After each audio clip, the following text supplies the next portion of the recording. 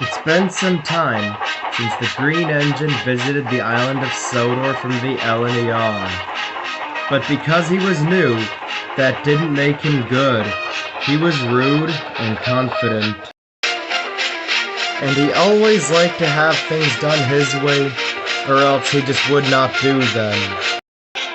And he'd make Thomas, or whichever tank engine that was arranging his trains, to do it in a very silly, random order, or else he just simply would not pull the trains. Much to the annoyance of whoever was arranging his coaches. And although he was one of Sodor's more medium-sized engines, and wasn't big like Gordon or the big engines, his ego definitely surpassed that of all of them put together. And he liked to do things his own way, and whenever he felt threatened or outshined by another engine, he would scream out condescending remarks such as, "Hey, you're going too fast, slow down. Ugh, you big engines are too fat." Gordon, despite displaying confidence himself, occasionally grew hurt and fed up with his nonsense. But thankfully, his reign on Sodor was short-lived, as by 1923, all of the loaned engines were sent back to their railways. This was brought to his attention. "I just don't understand, 87546, he moaned one day.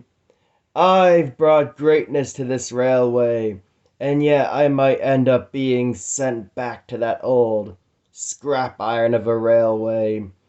How can I prove to them that I deserve to be here?" "Why not just show them why you deserve to be here?"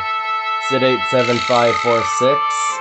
He was his only friend, alongside 98462 and 76624. "What a brilliant idea," he steamed, and he puffed away. Next morning, he woke up bright and early, giggling to himself at his plan. "What a clever plan! What a clever plan!" he grinned. Thomas had just finished arranging the coaches for Gordon's Express.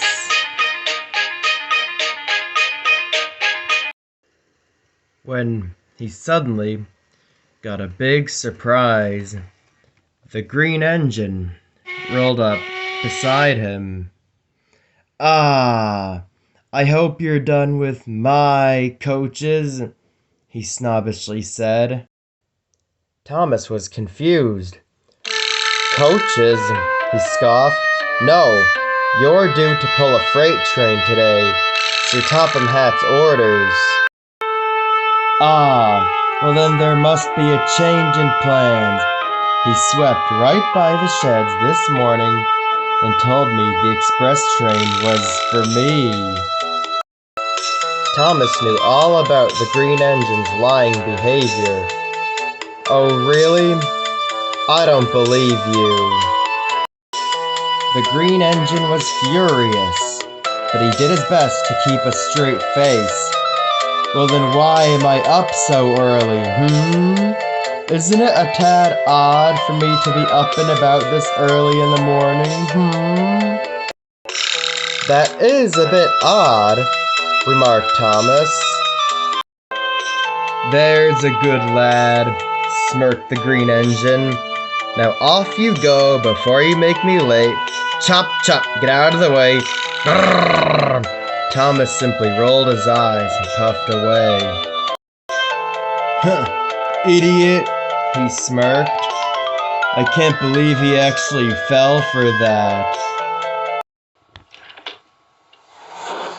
He moved quickly over the points before anyone could wake up and tell him he was pulling the wrong train.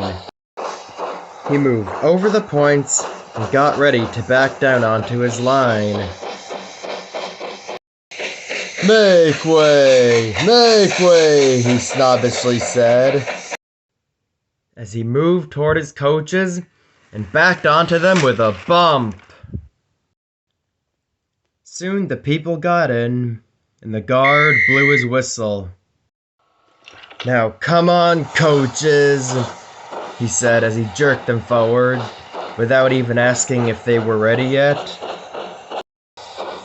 Stop! Oh, we're not ready! Come on now, don't be dramatic, he abusively said, as he moved out of the station and onto the main line. Come on! Ugh, we're coming, you wretched thing, we're coming! A few moments later, Gordon arrived to collect the coaches for his express. But there was a very unpleasant surprise waiting for him. A long and dirty freight train. Thomas! That can't be right. You know I always pull the express. Why do you have out some very dirty trucks for me? And where is my express train? Thomas told him about the green engine. It's switched, he said. You take his dirty freight train, and he takes your express. Confirmed by Sir Topham Hatt.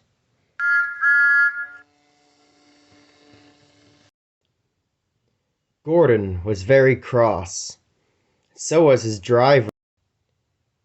Wait till Sir Topham Hatt hears about this.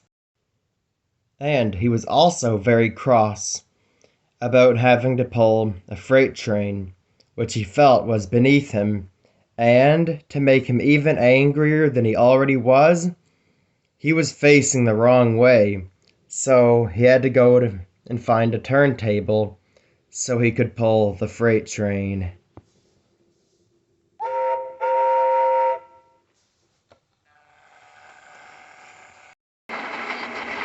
Meanwhile, the green engine was flying down the line with the express.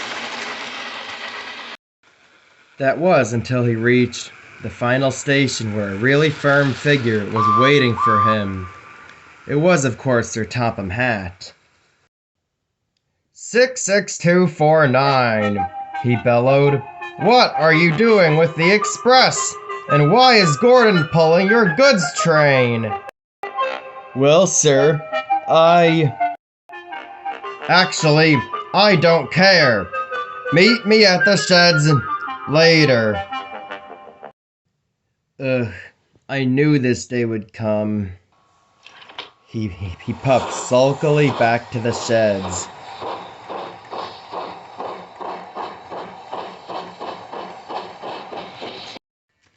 But when he reached the sheds, he saw 4 angry faces glaring at him. They were, of course, Gordon, Edward, and Thomas. Sir Topham Hatt did not look too pleased either. 66249. You have been nothing but trouble since you first arrived. You're hard-headed and spoiled and think your way is always best. You've been nothing but rude to us since you first arrived. You are nothing like the purchases that actually worked out. Take a look at these 3 engines behind me. Take a look at Gordon, for example. A real express engine. Yes, he can be quite pompous at times, but he's also strong and kind, and he makes it easy to run a railway too, pulling the express every day without fail. Edward is one of my first engines to arrive on this railway, and because of his age, engines like you like to pick on him. But does that stop him from getting his work done? No, he gets his work done without fuss, and I need that in an engine. And then there's Thomas. Although he arrived the same time as Edward, he's clearly more immature than he is. But he doesn't let his immaturity get in the way of being a really useful engine. Winston, perfect timing. I got you a long time ago. As an experimental engine from the LYR back in 1912. You are an experiment, Winston, but you're a really useful engine. You're old and wise and savvy, and use your wisdom to help out the younger engines. And today, 66249, you sprayed dark smoke all over his lovely red paint. It is clear to me that you're nothing but a prideful, wannabe express engine. But you're not an express engine. You're a rude, selfish shunter. But sir, I didn't come up with this plan. It was 87546's idea. I'm aware of that, and I've had a stern talking to with him too. And I spoke with him. He didn't tell you to steal the express. He told you that you must stand out from the rest. 87546 is punished, but you are in trouble. It's clear to me that you're nothing but a prideful express engine. But sir,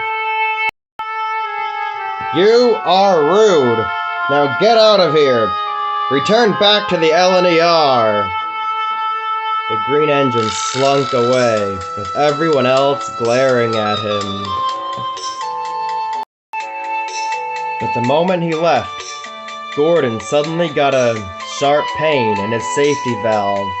But I won't say any more, or I shall spoil the next story.